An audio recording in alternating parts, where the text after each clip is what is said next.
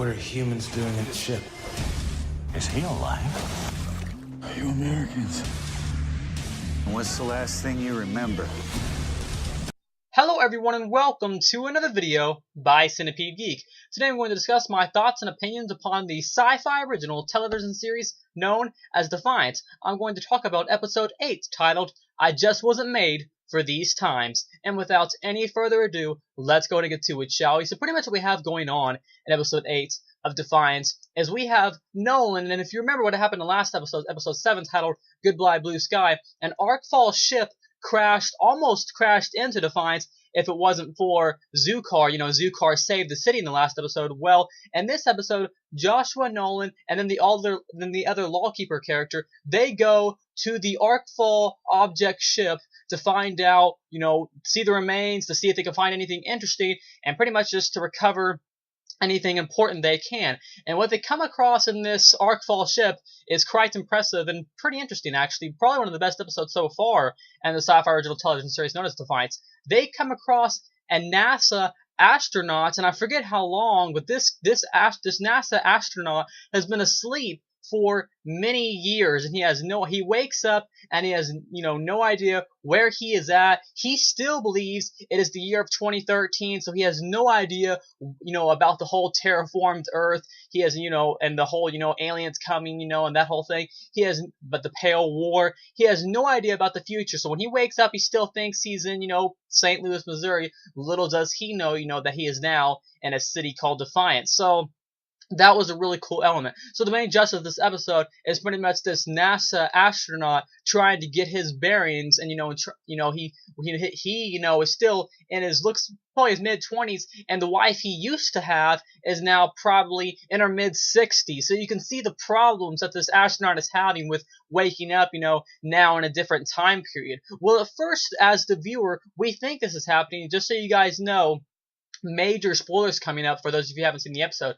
We end up finding out that this man is actually an indigene experiment. What I mean by that is the indigenes were making a weapon where they pretty much, think of a clone. They cloned this guy, they imprinted memories into him of a famous astronaut that actually died in an explosion, and they imprinted all these memories into this guy to use him as a weapon against certain people. And in this episode, this guy was actually being used as a weapon against Mayor Amanda Rosewater. And in this particular episode, this NASA astronaut character, you know, I guess you can call him, let's call him the indigene experiment. This indigene experiment character actually tries to choke Mayor Amanda Rosewater's character.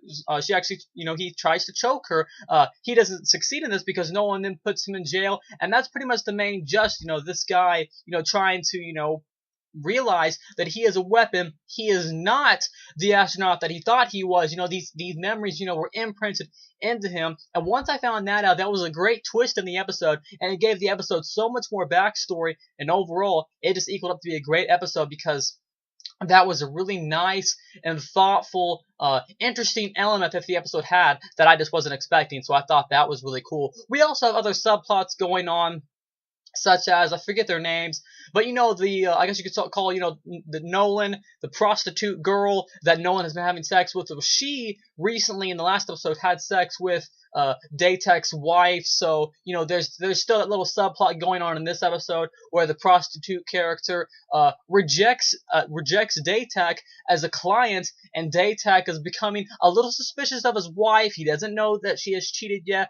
but so you have that little subplot going on. The main gist of this episode is just the overall, you know, this NASA astronaut, you know, trying to, you know, make himself aware and come to terms with, you know, he is a weapon. And there's a great scene where, like, he actually runs off into, you know, Macaulay's mines, and he tries to decide, you know, should I kill myself or should I, you know, just go and maybe I can find my wife. And there's a great scene between him and Macaulay that I really like. Anyways, that's pretty much the main plot and gist of episode 8 titled I Just Wasn't Made for These Times of the sci-fi original television series known as Defiance. Overall, my thoughts and opinions on episode 8, I loved this episode. Once again, we have some great sci-fi storytelling that I thought really worked out. They intertwine great science fiction elements with some also great science fiction drama, equaling up to just be a great episode in all. My favorite parts of this episode was just the overall concept about how he first thought it was, a NASA astronaut,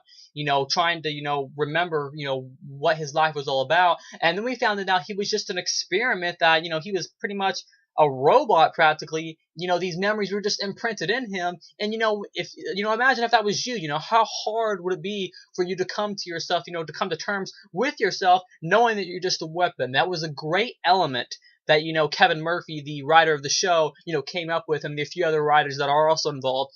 Some great storytelling in there. My favorite scene in this episode is actually towards the end with the Macaulay father, and then the NASA astronaut character, and Macaulay is pretty much trying to convince him, not to jump off the cliff, the terraform cliff down in the mine. He's like, don't jump off, and the guy he says, what if I'm not as strong as you? And then Macaulay says, jump. Those quotes right there I thought were some of the best writing I'd seen in the entire episode. And then as the other major spoilers coming up, as the town of Defiance knows, they think that the NASA astronaut just jumped off and killed himself. Well, what he actually did was the city of Defiance thinks that he killed himself, but he actually went to go find his wife, back where she used to live. I forget what that is. And that was just a great little element, nice way to end the little story arc with the city thinking he's dead, and then he goes to find his wife. That was just great. And Macaulay was the only one that actually knew what happened, and Nolan and everyone else thinks that he's dead. So that was a really nice element. This episode also sets up some things with the Earth Republic. The Earth Republic tries to offer Mayor Amanda Rosewater a job in New York, but she does not accept. So you can see that as the series goes on, the Earth Republic is going to try to get the city of Defiance any way they can. If that means killing Mayor Rosewater, then the Earth Republic will do whatever they have to do in order to get Defiance to make it their own. So this episode kind of sets up for that whole Earth Republic thing too. So that's pretty much my thoughts and opinions on, the sci-fi original television series known as Defiance for episode 8 titled I Just Wasn't Made for These Times. I love this episode overall. Had some really great stuff in it, and I can't wait to see where the series is going to go. Had some really great sci-fi elements and some nice drama in there also that equaled up to just to be a great, entertaining episode. There are only 4 weeks left to Defiance. Defiance ends July 8th of 2013. Next week's episode is episode 9 titled If I Ever Leave This World Alive. Once again, thanks for watching the video by Cinepede Geek. Make sure to always keep watching Sci-Fi's Defiance. Comes on every Monday night, 8 o'clock Central, 9 o'clock for everyone else. Once again, thanks for watching. Make sure to like, comment, subscribe on the page below, and I'll see you guys later with more videos by Cinepede Geek.